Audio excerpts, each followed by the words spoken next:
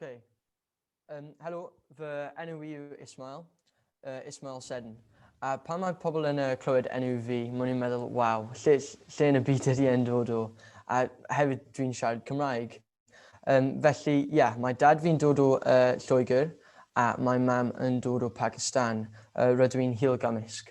Dwi heddiw yn mynd i siarad bach amdan sut mae'r iaith Gymraeg wedi pontio diwylliannau i fi. Ac hefyd dwi'n mynd i siarad bach amdan hiliaeth ac hiliaeth yn y teulu a'r profiad pobl yn y teulu amdan hiliaeth. Felly, yn gyntaf, dwi'n mynd i mynd nôl i 1960, pryd roedd tad cu fi yn byw mewn pentref bach yn canol Pakistan. Felly, yn 1960, roedd y Llywodraeth Prydain yn dechrau gofyn i pobl o tramor i dechrau dod i'r gwlad i gweithio mewn melinau cotwm.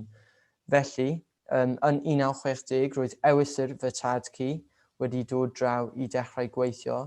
Felly, roedd tad cu fi wedi meddwl, pam na wnaed mynd hefyd i gwneud bach o arian i'r teulu ac i cael fatha hunaniaeth gwahanol. Felly, 56 mlynedd yn ôl, wnaeth dod draw ar yr awyren i gogledd Lloegr i gweithio yn y melinau cotwm. Ac yn y dechrau, roedd e'n hapus iawn, i fod yn onest. Roedd e'n dweud bod yna fel diwylliant newydd yma, ond roedd e'n anodd i fel addasu i, ond roedd e'n hapus. Roedd ganddo fe llawer o ffrindiau yn y ffactri. Roedd e'n gweithio'n galed iawn, ac dyna dwedodd e bod pobl arall o'r ardal yn hoffi'r Pakistanis oherwydd roedden nhw'n gweithio'n galed iawn. Roedd e fel arfer yn gweithio 4 awr dros pob shifft, felly dyddiau 12 awr. Felly, oedd e'n gweithio'n galed iawn, ond oherwydd hyn, roedd e'n dechrau dioddef o asthma. Ac roedd hyn oherwydd 2 reswm. Roedd amodau ddim yn dda iawn yn y melinau cotwm, ac hefyd y tywydd o'r Prydain, dych chi'n gwybod. Felly, roedd e wedi aros mewn ysbyty am 1 mis oherwydd hyn, a dwedodd y doctoriaid bod angen iddo fe stopio gweithio yn y melinau cotwm, ond dwedodd e, na, dwi ddim yn gallu, dyna beth yw fel profession fi. Dwi'n expert nawr yn y melinau cotwm, dwi angen aros. Felly, arosodd e yn y melinau cotwm.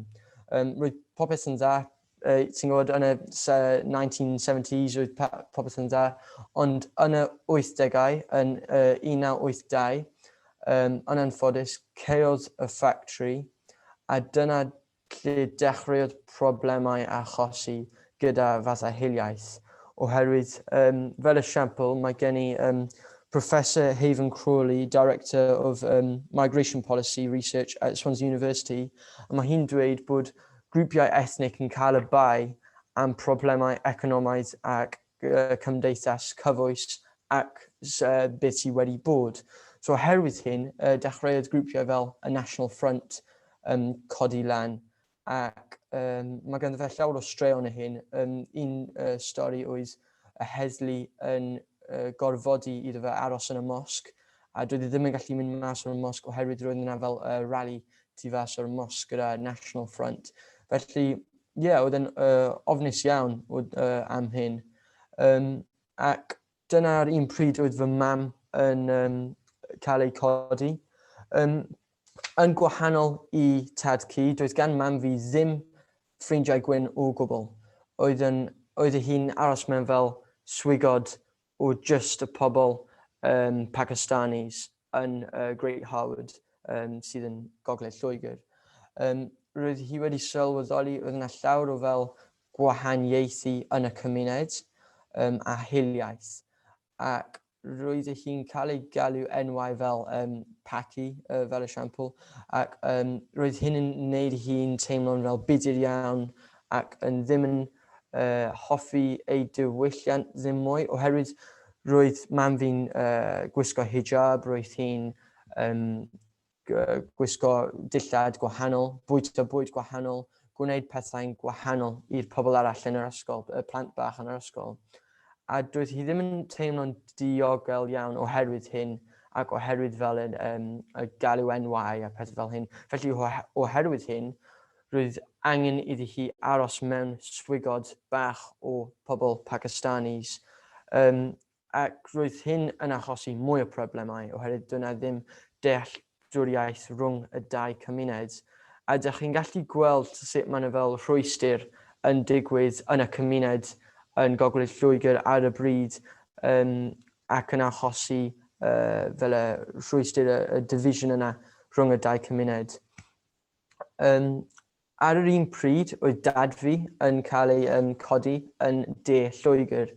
Nawr, yn De Lloegr ar y pryd, roedd e'n gwyn, cofio, ac doedd e byth wedi mynd draw at tŷ unrhyw un ethnic o blaen, byth. A yr un peth i mam, oedd mam fi byth wedi mynd mewn i tŷ unrhyw un gwyn o blaen, hyd yn oed bod hi'n byw mewn Lloegr.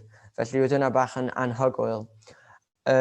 Ac roedd dad fi yn cael ei codi mewn fel 99% fel white community. Ac roedd e'n cofio pethau fel, dyma quote mae gen i, fel, your clothes will stink of curry if you hang them outside, i'r pobl oedd yn byw ar bwys Muslemiaid neu unrhyw un brown, really. Ddim just Pakistanis oedd nhw'n dweud hwnna am. Ac roedd yna'n achosi fel y rhwystyr yna rhwng y dau cymuned. Felly, yn y diwedd, roedd mam a dad wedi cwrdd yn gwaith rhywle. Dwi ddim yn siŵr ble, ond dyma ble oedd pethau'n dechrau newid, oherwydd roedd mam yn y swigod yna a roedd dad yn y swigod yna o pobl gwyn, ac pam oedd y dau cymuned yn fel dod at ei gilydd, oedd e wedi torri y trefniadau y cymuned ac i dechrau peth well yn y dyfodol. Ac yn gyntaf, doedd mam fi ddim, oedd gen hi fach o fel culture shock pam oedd hi'n gweld teulu dad. Ac yr un peth i dad fi pam oedd hi'n e'n gweld teulu mam. Ac felly oedd pethau'n anodd i addasu at. Felly oedd mam yn dweud oedd y banter pobl o Lloegr bach yn galed i ddeall. Ac oedd nhw wedi priodi jyst ar ôl 9/11. Felly oedd hyn bach yn ddim yn arfer i wneud ar y bryd. Felly, dyna lle oedd nhw ddau wedi symud i Gaerdydd, symud i Cymru, ac roedd nain fi hefyd wedi symud i Cymru. Nawr, roedd nain fi yn gweithio ar bws Gaerdydd, oedd hi'n gyrru buses yn 2004. Nawr, dwedodd hi i fi bod 500 o pobl yn employed i gyrru'r buses, ond 10 yn ethnic. Ac hiliaeth oedd hi wedi clywed oedd pan oedd yna ddim pobl ethnic o gwmpas, bydd rai pobl yn dweud pethau anaddas, falle bach yn hiliol, heb meddwl am y peth. Ond pan bydd y pobl ethnic yna, bydd nhw ddim yn dweud e.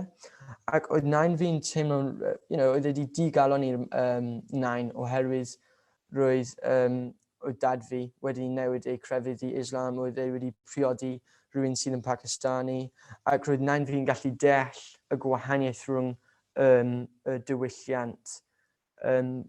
Ac oherwydd hyn, oedd hi yn dechrau fel galw mas y pobl ac yn dweud, na, pam wyt ti'n dweud hyn, mae hyn yn anghywir. Ac oherwydd hyn, oedd nain fi'n dechrau colli ffrindiau oherwydd hyn, felly, ie. Ond roedd nain yn hapus gyda fy dad am wneud y diwylliad galed yna ac i newid y trefn. A dyna lle dwi'n dod mewn, oherwydd so dwi wedi sôn am y swigod Pakistani a swigod sydd yn pobl gwyn Saesneg yna. Ac nawr, pan o fi wedi cael fy eni yn Cymru, oedd dad fi'n meddwl, o pam na anfon i ysgol Cymraeg, oherwydd pam byd ti eisiau dechrau wneud rwystyr arall yn y cymuned, pam na dechrau anfon i ysgol Cymraeg a dysgu y iaith Cymraeg oherwydd oeddwn ni'n byw mewn Cymru, felly pam na wna'i. Felly dyna beth wnaethon nhw, ac mae gen I fel hunaniaeth fy hun hefyd nawr Cymraeg gyda hyn. Nawr, doedd neb yn really fel ymddiried mewn I fy mam cyn y pryd yma yn ei fywyd. Oedd hi'n dweud llawer o pethau positif amdan Gaerdydd. Oedd hi'n hoffi Gaerdydd llawer, doedd na ddim llawer o hiliaeth yn Gaerdydd I cymharu â Gogledd Lloegr, sydd yn peth da. Ac i Gaerdydd, wel, ac oedd hi'n dweud I fi bod oedd swydd hi yn childminder, ac roedd hi'n cael ei ymddiried gan y cymuned yma, oherwydd roedd hi'n gwisgo ar y bryd hijab ac fel y gwisg Moslemiaid, ac roedd pobl yn y cymuned yn ymddiried mewn I hi am y tro cyntaf yn ei bywyd, pobl gwyn yn rhoi ymddiried mewn I hi I gofalu am plant nhw yn ystod y dydd, plant sy'n dod o'r ysgol fi fel childminder. Felly oedd hyn yn newidiad mawr yn bywyd fi, ond mawr yn bywyd mam hefyd. Felly, y toriad yn gynnar yn y trefn, felly mae mam a dad yn cwrdd. Oedd hynna, dwi jyst I sylwi hyn, bod wedi newid llawer o pethau I pobl arall yn y cymuned yn y dyfodol, a mae pobl yn meddwl, dyn nhw ddim yn weird o gwbl, dyn nhw ddim yn odd, maen nhw'n jyst yn arferol fel ni, ond gyda diwylliant newid yma. Felly, trwy y Gymraeg, rydw I wedi agor mosg trwy gyfrwng y Gymraeg. Dwi hefyd wedi wneud araith yn Remembrance Sunday trwy gyfrwng y Gymraeg a ateb cwestiynau ar panel I ysgol newydd yn De Gaerdydd sydd yn cael sydd wedi just dechrau ysgol Hamadreyad. Nawr, dwi'n meddwl mae'r problem yw ar y foment bod diffyg plant o cefndir ethnig yn dysgu iaith Cymraeg mewn ysgolion Cymraeg, a mae yna llawer o plant o cefndir ethnig yn mynd I ysgolion Saesneg. Mae 41% o pobl ethnig Cymru yn dod o Gaerdydd, ac 19% o pobl ethnig yn Gaerdydd. A dwi'n meddwl bod llawer o dystiolaeth I dweud bod iaith yn gallu torri lawr y rhwystyr yna rhwng y cymuned. Fel esiampl, pan wyt ti'n mynd ar gwyliau I Sbaen dweud, a pan wyt ti'n ceisio fel dysgu Sbaeneg a siarad mewn y siop, just am bach, maen nhw'n really hoffi ti'n gwybod? Maen nhw'n fel, ond os ti just yn siarad iaith Saesneg neu Cymraeg neu unrhyw beth a ddim yn dysgu iaith nhw, mae'n achosi y rwystyr yna yn y cymuned. Felly dwi'n meddwl gall dysgu iaith Cymraeg torri lawr y rwystyr yna ac lleihau hiliaeth yn y cymuned. Mae yna dal tystiolaeth bod hiliaeth dydd I dydd yn digwydd yn Gaerdydd fel menywod Moslemiaid yn cael hijab, tynnu bant off nhw neu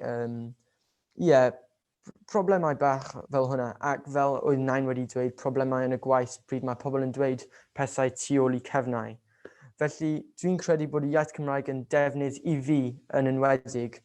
Roedd gen I ffrind ar draws y stryd, ac oedd ganddo fe rhieni dau Cymraeg, ac oedd e'n ffrind gorau fi, ac oedd e'n dod draw am fel sleepovers, ac roedd hyn yn ystod mis Ramadan, ac rydyn ni'n dechrau yn gynnar deffro'n gynnar yn y bore I bwyta bwyd, ac oedd eisiau wneud gyda ni a dysgu sut dyn ni'n byw a pethau fel hwnna, ac I felly deall y gwahaniaethau. A dwi'n meddwl mae hwnna mor bwysig I deall y gwahaniaethau nag just anwybyddiau ac yn cael y stereotypes ac y hiliaeth yma o'r cymuned.